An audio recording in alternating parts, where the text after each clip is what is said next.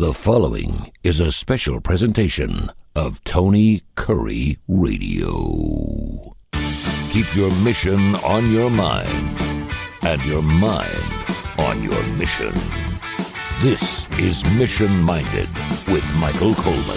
Welcome back to another Mission Minded. Keep your mind your mission on your mind. That was the problem. We didn't start the show talking about Mission Minded. Keep your mind your mission on your mind. It threw us off a little bit. I'm Tony Kurre. He's Michael Coleman, the CEO of the Heart of Alabama Food Bank. Big news this week. The government is back. I heard that several states, it's interesting because it seems like the government wants the states to do everything, and then when the states try to do what they want to do, then the government says don't do that.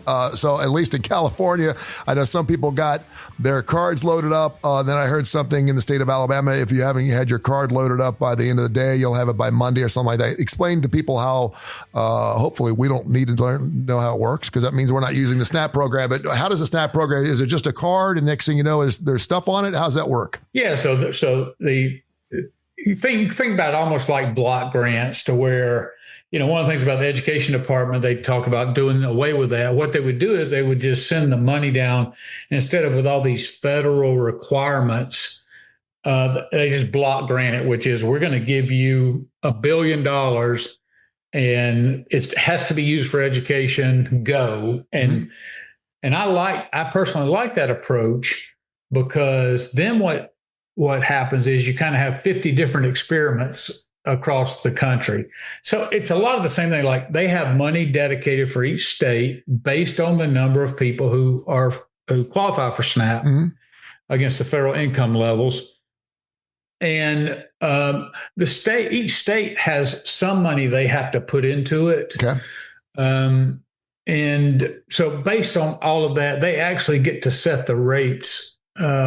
Each state sets the rate. So if you go to California, SNAP is going to be much more than in Alabama, in part because the cost of living is much less. All those factors play into it. But yeah, it's everybody gets a card. So imagine on your debit card, if you've got $5 in your checking account and you go to the grocery store, you've got $5 worth of buying power. Yeah.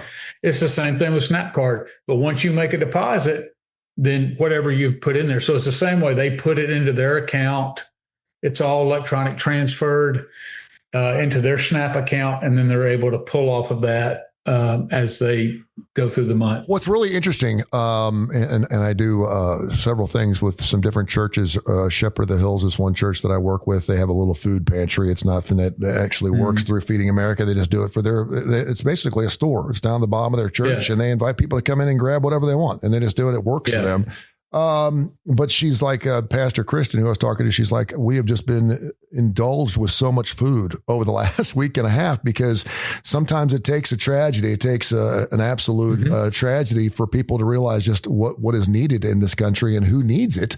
So people are really ponying up. Unfortunately, we have to have a 9/11 to start taking care of each other once in a while. And this has been certainly one of the situations. Have you seen that with the Heart of Alabama Food Bank? Absolutely. And I may have even said this last week. There's an old adage in the nonprofit world, you never let a crisis go by without utilizing it. And that sounds manipulative, but the truth of the matter is, it's like I said about, we do disaster relief. I have tried to put disaster relief in my budget and fundraise for disaster relief. Can't get a dime. People don't want to give towards what may happen at some point down the road. Now, when the disaster happens, that's when you have to take advantage of it. People go, well, doesn't that feel like that you're exploiting a situation? And we're like, yeah, it does feel that way. And sometimes, I'll be honest with you, that it kind of feels kind of yucky. But where I'm talking about SNAP, but the bottom line is, that's when we need people, because here's what we know about in food banking, and it's relative to any sort of disaster or crisis. We're already starting to see it. When they saw the government start to come back together, a lot of our donations that we were getting, we were getting calls every day, people walking in, writing huge checks, first-time donors, all of that. Well, that was already, as soon as you start saying, oh, they're voting, they're going to turn SNAP back on in a day or two, then those donations started coming down, both in size and in quantity. And that's just human nature. Sure. Once the crisis starts to go away, people don't feel as compelled to give. Well, what we see from the food banking perspective is, and it's not just through the holidays, January is going to roll around, kids are going to go back to school. But the crisis with food insecurity and all of that is still going to be there. Yet people are going to, we get the giving season and everybody's going to be like, oh, I've got credit card bills to pay to pay for Christmas. I've got the rest of the year, and just on and on and on. And people go back to their lives. And that is just human nature. So it's very tough. I mean, I anticipate our fundraising is going to be low in January and February and March. So, yeah, and I'm very honest about it up front. I'm like, look, it's not just this crisis. We've got to feed people in January, but people don't want to hear that message. You can't live in crisis because eventually people turn a deaf ear to you. Yeah. So my understanding is they're voting to have the government and everything opened up through the end of January, but SNAP's been extended through the end of September of next year. Is that correct? Or is that how far has SNAP been extended then? To be honest with you, I've been so busy in the food banking world, I haven't on the legislation. I do know that it was extended to the end of January. I haven't heard, or I'm not sure of the details of any sort of special allocation in there, but they certainly could have done that. Don't stop giving. I mean, and just assume that that will end in January because we're going to be right back in the same damn boat coming up here in just 68, 78 days. Yeah. If they don't get the normal bills passed, and that's what it's for. It's not just to kick the can down the road. The Republicans have passed 3 funding bills. They have, I think there's a total of 11 that they have to do. One's the farm bill, as I've been talking about for a year and a half, that has to be passed, supposed to be passed every 5 years. We're going into year 8. So the idea is the government is going to extend all that out to give them time to do the normal appropriation process. And so what's going to happen is by the end of January, they're going to, or as it's coming up on January, they're going to see how far they've gotten in that process. And, or, they may ask for another short-term extension as they're going through. Because you got to understand, and I don't even know, it's hard for me to know off the top of my head to go back and pinpoint it. But they are required by law every year to create a budget. And Congress has to allocate the spending for the government. Okay. So all that has to be approved. Well, years and years and years ago, there was when it started fighting and squabbling over that, what they started with, okay, we're going to do these continuing resolutions. The problem with the continuing resolution, a lot of people have probably heard about this. It was a clean CR versus not a clean CR. And first of all, let me say up front, and the roles were reversed in the past. So Democrats were, when they were in charge, they were like, oh, we're just asking for a clean CR passage. And Republicans were making certain demands. But then, Republicans were called terrorists back then for holding the budget process up. And it's just amazing how it's all. But having said that, a clean CR is basically this. It's a continuing resolution to fund the government at its current level. So you're not adding to it. You're not cutting it. There's nobody sneaking in. Oh, I want $1 billion for a bridge back home in my district. Yeah. But so that's a clean CR. Lots of times there's been CRs where everybody's fighting for, oh, well, this is where I can just stick in a bunch of, and both sides are getting pork to take back home. Sure. So that's been going on. And what happened is they just kicked the can down the road rather than having to do the tough work of actually creating a budget that can be looked at from year to year to say, did you stay within budget, not stay within budget? Because the finances get so crazy under these CRs. these continuing resolutions. And when that goes on for years and years, and you're not actually passing a budget that can be analyzed, that can be evaluated by the Congressional Budget Office, and all of those to anticipate the effects of this budget, how much it's going to add to the deficit, how it's going to affect growth, on and on and on, all those things. It's kind of crazy. It's just one more, and it's just a lack of discipline and a lack of doing what our government officials, and like I said, there's plenty of examples on both sides of the aisle to show that this has been a problem. Now, this latest episode, it is falls more on the Democrats. And I know this wasn't really the topic, but when you talk about giving and you talk about support of need, when you talk, what they wanted was an extension for 1 year of subsidies for Obamacare. And then remember, go back to Obamacare. He spent the first 2 years of his presidency with Obamacare. It was signature legislation. And you go back and he's saying, we are going to reduce health care up to $25,000 per family. Mm-hmm. Well, Obamacare has nearly tripled in cost in 10 years. Now, what they did was, when the Democrats were in charge under Biden, and I think this was in 21, they had the first subsidies that came out. Well, guess what? With the rising cost of health care, to make Americans not feel the pinch, they increased the subsidies. And so what they've done, the only way you can make Obamacare work is they took young Americans and made them pay a higher health price, forced them to get health insurance. As you know, they have to claim it on your taxes. Yeah. But they had to charge them for a higher rate to be able to pay for the people who are using all the health care, which are older people. Yeah. And so there's all sorts of problems. Just structurally speaking, it's not a good program. What's going to continue to happen as it continues to climb, either people are going to drop out, or we're going to have to continue to subsidize it, and which means you're taking more and more taxpayers and basically giving it to insurance companies. Well, and that's the part that bothers me. Structurally flawed. Yeah. That's the part that bothers me because I'm in that boat. I'm self-employed. I don't have someone paying my health insurance, and I, along with 40 million other people that are in that situation, whether you're older, you're self-employed, you have your own business. It was, for us, it's great. I mean, super. Yeah. I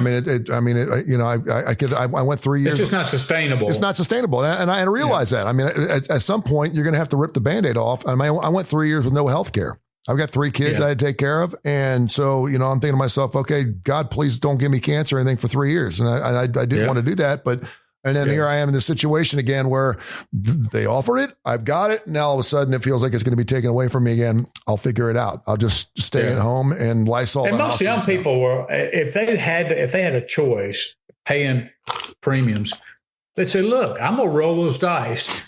What I think we really need, and I know it's a very, very complex issue, and what I'm about to say is an oversimplification. Mm-hmm.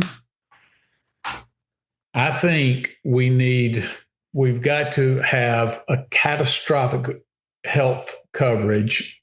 So if you had something along the lines of Obamacare, where young people could say, look, if I lose a leg, if I have a leg chopped off, I'm in a major car accident, whatever, there's catastrophic care, but I'm going to pay out of pocket if I want to go to the doctor and, for flu, or if I want to go get a shot or whatever it is, or lots of times people just tough it out and they'd rather do that, but they have some choice in it. You're like, okay, I'm going to maintain this ability. But then what do you do about the ever increasing aging population who are retiring? There's more and more of that. They're living longer because we're keeping people alive longer. That has to be dealt with as well. Yeah. And I think the only way, and I'm not saying I have any idea how to do it, but if you just look at our market, anything the government does, you look at defense spending, everything else explodes, healthcare, anything else. The only thing that controls prices is market competition.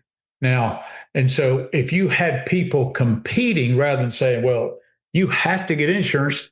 And in Alabama, they control. There's only a couple of companies who are allowed to sell insurance. I know, yeah. So you don't have a true open competitive marketplace. But if you did, and you kind of freed that up, where they were competing for people's business, and then in essence, you, instead of paying these huge things to insurance companies, these huge subsidies, if you could allow people to have like those medical savings accounts and shop for their insurance, and then you open up the market and let them shop and make it competitive, I think that would just very naturally drive prices down, and then people could buy what they wanted to buy, not buy what they need. I mean, that's the other thing that I think a lot of people, and certainly I'm in the same boat, but I mean, the first thing you do is you look at the lowest coverage you can possibly get, your deductible is going to be through the roof. And then you're thinking to yourself, God forbid I have to do something where I'm going to come out of pocket $8,500. If you do it, change your life. It's the way it is. There's not going to be an easy way. That's right. Hey, I wanted to end, because we only got about 10 or 15 minutes, but I want to talk about, it is the time of the year of giving. A lot of people have taken this opportunity and have found a silver lining in this whole SNAP thing and the government shutdown to help their neighbors and help their people. I didn't realize that 1 in 8 people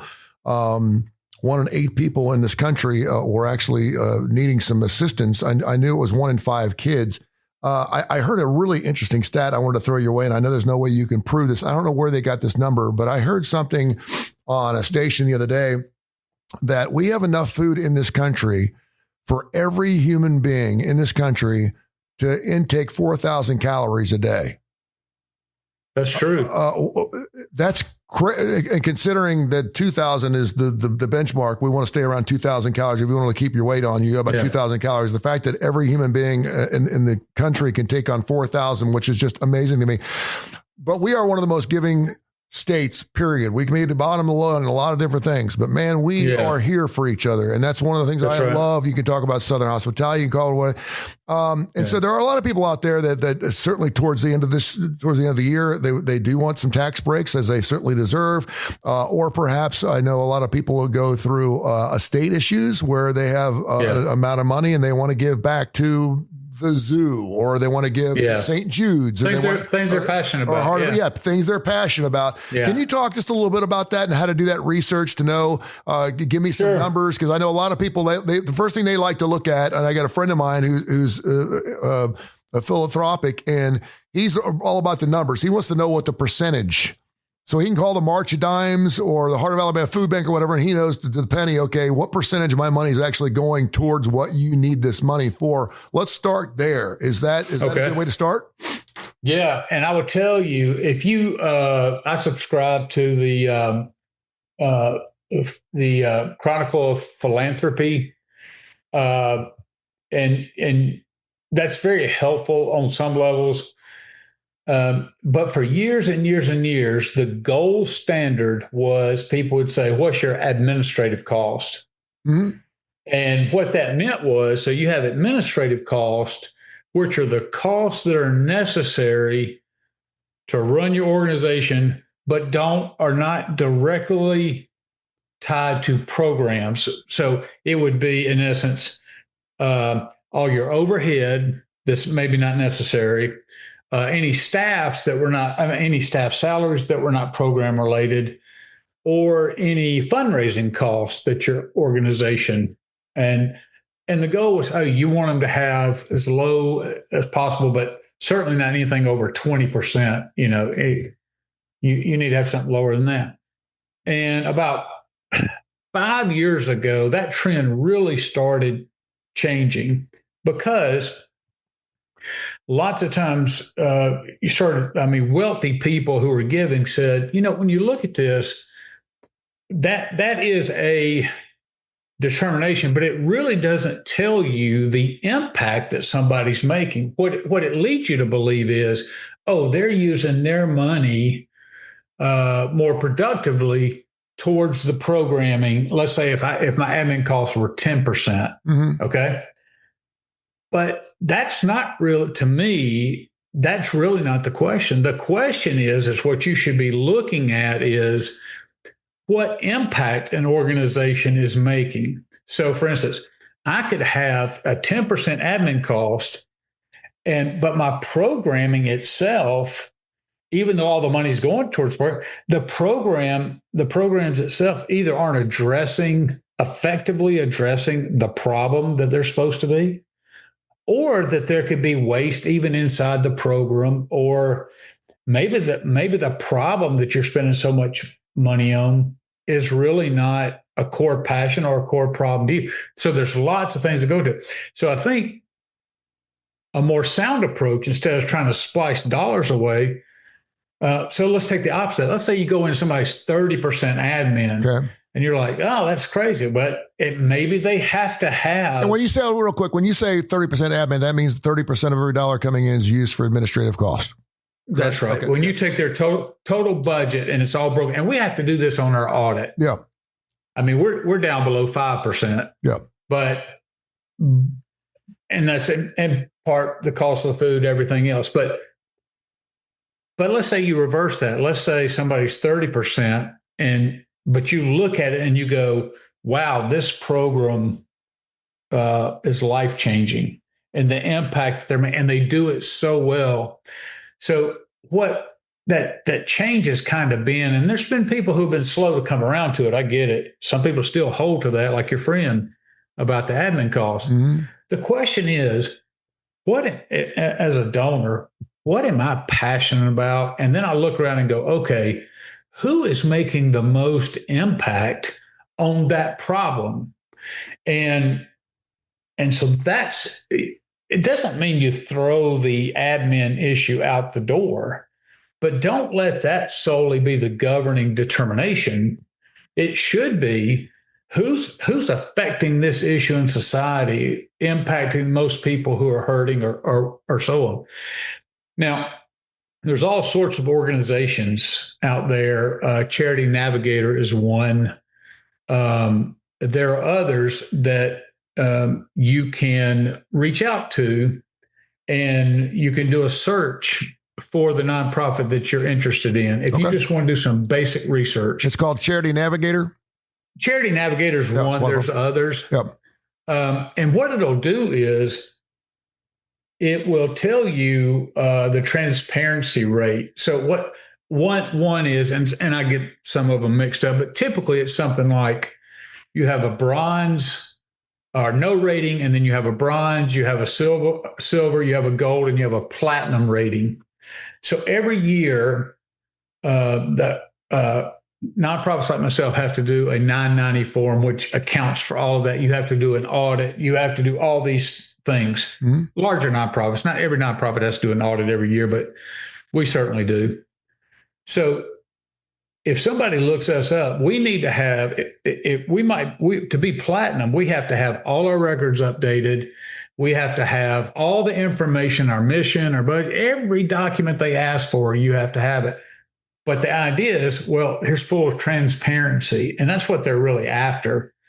You'll have some nonprofits on there that just aren't good about, it's not that they are trying to hide themselves. They're just not doing a good job of keeping those websites updated in terms of their own information. And then some people don't want you to know, and so they try to keep that information pretty close to the vest, and don't like share that information. How important is it that and I can speak from experience because I had a foundation that was a 501c3 with my wife. It was the two of us. 100% everything we did went out. We did over probably $500,000 for special needs individuals through Arc of Jefferson and Walker counties and blah, blah, blah, blah. We did that for almost 10 years. Unfortunately, divorce kind of broke that apart. But we didn't have a board. It was something we always know we needed to have. We were always $50,000 or $50 or under, so we weren't really, but we were making an impact wherever we went, but we weren't a multi-million dollar. We realized the bigger we got, and if we got any bigger than $50,000, we were certainly going to do that. Can you talk a little bit about the board process and how important that is? Yeah, well, it's very important. And I will tell you, I'll give you a good example. I will tell you now, I don't know what it was years ago, before I learned all this. You are required to, by the IRS, if you are a not 501c3, and you are to a charitable donation where people can take that off their taxes, you're required to have a board with a minimum of 3 individuals. Now, where you run into some like very small nonprofits, they could be pantries, they could be whatever they are, little community things that lots of times what I've seen is you look on their board and everybody on their board's in their family. Yeah. So what boards do, boards are the one legally who are responsible for ensuring, for the oversight of the board to ensure. So there's actually financial culpability with a board member if you're not doing oversight like you should. Let's say a board never does a budget or never works with a director to do the budget, doesn't do an audit, doesn't even pay attention to the finances, and there's theft from, they can be personally held accountable to reimburse that. So there are real legal ramifications about that kind of thing. And so a board is supposed to be independent and is supposed to be so that they can hold the parties accountable and you can have confidence. I would never give to me personally, being in it, I would never give to a nonprofit who was made up of somebody's board. As a matter of fact, I'll give you an example. Every board is supposed to have a conflict of interest statement, every board member. So it's okay to have a conflict of interest. I'll give you a good example. Even before this person, we have Batchelor Technologies. Well, Craig Batchelor, I signed a contract to have them because I thought it was best for the food banking network. So, and they do all IT management and all that. Well, a year later, my board asked Craig to come be on the board. Well, that's a conflict of interest because we're doing business with Craig. Now, it's not illegal, but what's always a good idea is every year, anything that matches like that, or you're doing any business together, you should do a conflict of interest statement. And the conflict of interest statement is sent out to all the board members. And it's actually put in the minutes of the business meeting, of the board meeting, and that all of them have been stating that it was made public and everybody's aware. Yeah. And so that is what is transparency is all about, and accountability. They're like, yes, I get it. There's a conflict here, but everybody's aware of it. These aren't 2 guys that are hiding this conflict and doing some backdoor deal. The entire board knows about it. We've explained why that conflict exists, and we're moving forward in full acknowledgement. You know, and it can certainly work. It can certainly work. I mean, but that's why it's so important to identify those things. So when you pull a 990, it will have every board. It'll have the key staff members of a nonprofit, the ones that are making the highest amount of money. So usually it's just the CEO, but it'll have every board member listed. I would encourage you to go look at it. I would encourage you to, I will tell you, lots of small nonprofits sometimes, and I think there's a lot of deceit in this. If you make less than $50,000 in a year, you can do what's called a 990N, which is almost like a postcard. Now, we have to hire attorneys to do 990s because it's very involved.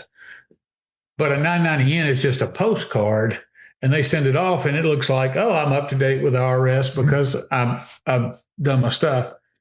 But since that doesn't have to be audited, I know of nonprofits that are bringing in well over $50,000, but they're still sending that in. And all of that is a sign of a lack of transparency. So if you're unfamiliar with an organization and they get something in the mail and you feel like sending them money, it's always good. You can find out about them on their website. You can, and these charity navigators, these other sites that track all of that. You can also go to the IRS and just type in IRS nonprofit search. It'll take you to a search tab. So every nonprofit that is currently in good standing with the IRS will come up if you type the name in. You do it by EIN or name. So you can check there. And if it's been discontinued, it will tell you that. Like if it was discontinued and then brought back. So it kind of gives you a history. There's all sorts of tools online now to let you know whether somebody's legitimate or not. But nothing replaces actually going there and watching them firsthand do what they do. Anybody says, "Hey, Michael, I want to be a donor, but I want you to give me a tour. I want to see how your programming works. I've got a lot of questions," and I make myself totally available. And been there, done that, man. Listen, we've been in partnership together, and the first thing I wanted to do is come down and see, and I was blown away by it. I'm not just saying that because you're my friend and you're on Tony Kurre Radio, but the way you run your organization, we've broken bread with other board members. It's just amazing what you do down there. And of course, covering 35 counties, and it's important. It's super important. And I mean, particularly for someone that, like if you're doing something like special needs or something like that, that's great. And obviously we can't care for everybody, but when you're talking about something as basic as feeding people, you have to be efficient. I mean, you have to be super, super, super efficient because every dime that doesn't go through is not going down someone's throat. So, I mean, it's important. And let me just say this. I don't want to scare people, but let me tell you something. There's a lot of people who have gone to the trouble of actually getting to get a legitimate 501c3 designation, but are using it to pad their pockets. Mm-hmm. Be very mindful who you give to. And that you're not perpetuating somebody, so doing harm to the community, because that's exactly what it is. I will tell you, one of the things that we have sometimes is we have found that people who are supposed to be helping us distribute the food are sometimes charging the people. And who are they charging? They're charging poor seniors. They're charging people who can't put food on the table. They're charging desperate people. And, you call it a side hustle, you call it street rules, you call it whatever you want to. The bottom line is I've taken a very tough stand on that because the people that it's not a victimless crime because they're just using the food to get a little side hustle. They are taking advantage of the poor and seniors and oftentimes people who both intellectually and otherwise don't know the difference. Yeah. And I despise that. And I'm fighting this. So everybody do your homework. There's lots of stuff out there. Give to those who are doing a great impact because the nonprofit world is standing in many gaps in our society, doing the work that that government can't, and our private citizenry can't do it. So support your local nonprofit, whatever your passion and your issues are. This has been a special presentation of Tony Kurre Radio.